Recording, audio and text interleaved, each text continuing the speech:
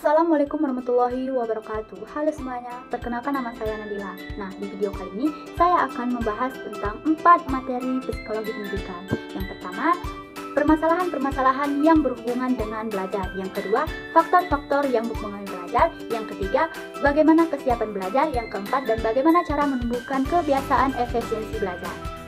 Nah, pada kesempatan kali ini saya tidak sendiri teman-teman, saya akan ditemani oleh rekan-rekan saya. Yang pertama ada Kak Pemas, yang kedua Kak Julian, dan yang terakhir ada Kak Misbah. Oke, supaya kita tidak bingung, kita akan mengulik bersama-sama tentang 4 materi pada video kali ini. Langsung saja kita mulai dengan materi pertama. Baiklah, saya akan menjelaskan atau menjabarkan permasalahan yang berhubungan dengan proses pembelajaran. Jadi permasalahannya itu ada 5. Yang pertama itu yang berkaitan dengan siswa itu sendiri. Yang kedua, prasarana atau sarana. Yang ketiga, berkaitan dengan materi. Yang keempat, berkaitan dengan guru. Dan yang kelima, berkaitan dengan keluarga atau lingkungan. Nah, yang pertama itu masalah berkaitan dengan siswa. Kita sering menjumpai atau di mana permasalahan ini sering dijumpai terhadap siswa. Banyaknya siswa yang seperti ini gitu. Jadi yang pertama itu hasil belajar siswa itu tidak sesuai dengan target capaian pembelajaran. Terus ada juga siswa yang cenderung diam dan malu untuk bertanya saat berdiskusi dimulai atau saat proses pembelajaran. Terus adanya siswa kurang antusias, terus ada juga siswa malas mengerjakan tugas, terus ada juga siswa mengantuk, bahkan siswa gaduh dan tidak berkonsentrasi. Jadi berdasarkan hal tersebut, berdasarkan masalah-masalah tersebut, dapat diketahui bahwa apabila terdapat hal negatif pada diri siswa itu dapat juga berkaitan dengan keterlibatan dan pencapaian siswa dalam proses pembelajaran siswa tersebut. Nah, selanjutnya yang kedua itu ada masalah berkaitan dengan sarana dan prasarana. Nah, masalah ini terkait dengan pembelajaran juga yang selanjutnya itu yang banyak dijabarkan oleh guru-guru itu adalah terbatasnya sarana prasarana itu tadi. Misalkan guru itu kan membutuhkan alat dalam menguraikan atau menjelaskan suatu materi itu, yang diperlukan itu adalah alat untuk mendukung kegiatan praktikum. Nah, jadi tidak lengkapnya alat praktikum ini, sehingga hal tersebut menjadi salah satu faktor penyebab guru itu tidak melakukan praktikum. Nah, selain itu kelas yang memiliki jumlah siswa yang terlalu banyak menjadi salah satu penyebab kurang efektifnya pembelajaran karena kurangnya atau terbatasnya sarana prasarana itu tadi. Nah, kemudian guru juga mengungkapkan bahwa mengalami keterbatasan dalam bentuk media pembelajaran. Media itu kan berarti segala sesuatu yang dapat menyalurkan pesan sehingga dapat merangsang pikiran, perasaan, dan kemauan siswa sehingga mendorong adanya proses pembelajaran. Sebab kita ketahui bahwa media pembelajaran itu kan berfungsi untuk memperjelas informasi atau membantu mentransfer materi dari guru ke siswa. Nah, yang dapat diberikan secara verbal dan meningkatkan motivasi dan perhatian siswa, dan juga dapat menambah variasi penyajian materi juga dan memudahkan pemahaman materi dan meningkatkan keingintahuan. Nah, selanjutnya yang ketiga itu ada juga masalah berkaitan dengan materi pembelajaran. Nah, pernyataan guru ini juga banyak mengungkapkan bahwa permasalahan terkait dengan materi pembelajaran itu sebesar 6,12%. Nah, hal utama yang diungkapkan adalah berkaitan banyaknya materi yang harus diselesaikan. Selain itu, guru menganggap beberapa materi itu sulit dimengerti bagi siswa.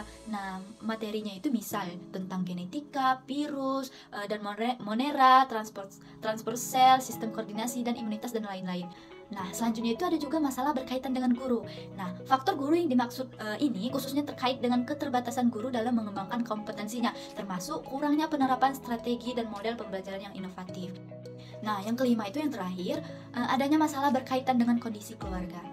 Nah, banyak guru yang mengungkapkan bahwa faktor kondisi keluarga menjadi salah satu permasalahan pembelajaran.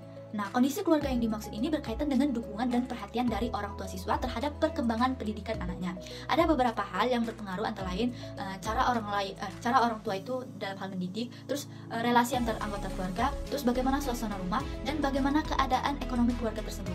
Nah, orang tua yang memberikan perhatian cukup kepada anak akan bertambah positif terhadap perkembangan siswa itu, juga berpengaruh kepada kepribadian anak tersebut. Baik, langsung saja kita membahas tentang faktor-faktor yang mempengaruhi belajar. Yang pertama yaitu faktor yang ada pada diri organisme itu sendiri atau disebut dengan faktor individual. Dan yang kedua yaitu faktor yang ada di luar dalam individual yang disebut juga dengan faktor sosial. Nah, yang selanjutnya yang termasuk ke dalam faktor individual antara lain yaitu faktor kematangan, kecerdasan, latihan, motivasi, dan faktor pribadi. Sedangkan yang termasuk ke dalam faktor sosial yaitu faktor keluarga, guru, cara mengajar, alat-alat yang digunakan dalam mengajar, lingkungan, dan motivasi sosial. Baiklah, di sini saya akan menerangkan atau menjelaskan tentang kesiapan dalam belajar. Dari pengertian kesiapan dalam belajar itu bahwa kesiapan belajar itu adalah sesuatu keadaan siswa yang sudah siap sedia untuk melaksanakan aktivitas penuh kesadaran dan memperoleh berupa perubahan pengetahuan, intelijensi yang meningkat, pemahaman, keterampilan, dan kebiasaan pengamatan baru pada diri siswa tersebut. Poin kedua adalah faktor-faktor yang mempengaruhi kegiatan dalam belajar, yaitu kesiapan fisik. Ya, kesiapan fisik, poin pertama itu kesiapan fisik berkaitan erat dengan kesehatan yang berpengaruh pada hasil belajar, penyelesaian sosial individu.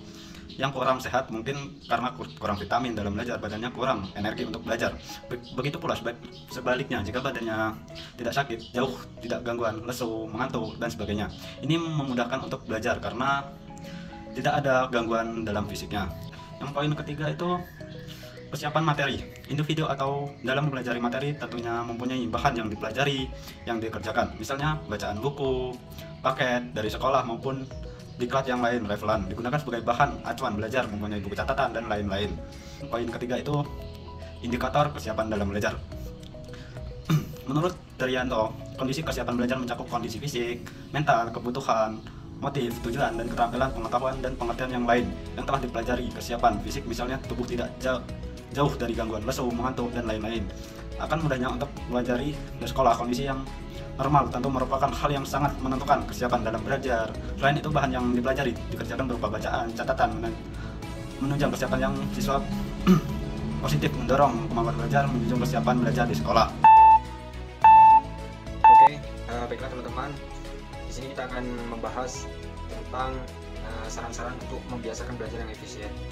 Jadi di sini kita akan belajar tentang saran-saran yang dikemukakan oleh Crow & Crow dengan singkat dan terperinci untuk mencapai hasil belajar yang lebih efisien.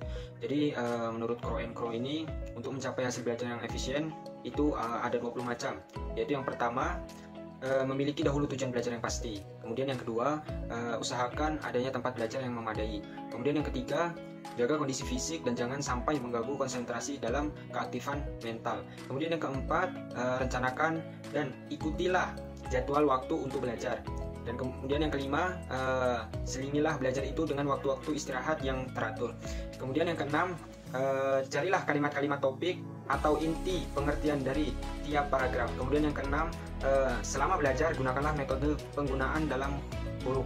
Kemudian yang kedelapan, lakukan metode keseluruhan bila mana memungkinkan. Kemudian yang kesembilan, usahakan agar dapat membaca cepat akan tetapi cermat. Kemudian yang ke-10, buatlah catatan atau rangkuman yang tersusun rapi.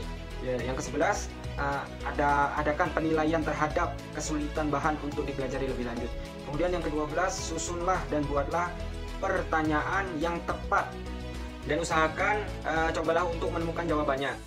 Kemudian yang ke-13, pusatkanlah penelitian dengan sungguh-sungguh pada waktu belajar. Kemudian yang ke-14, pelajari dengan teliti tabel-tabel, grafik-grafik, dan bahan ilustrasi lainnya. Kemudian yang ke-15, biasakanlah membuat rangkuman dan kesimpulan.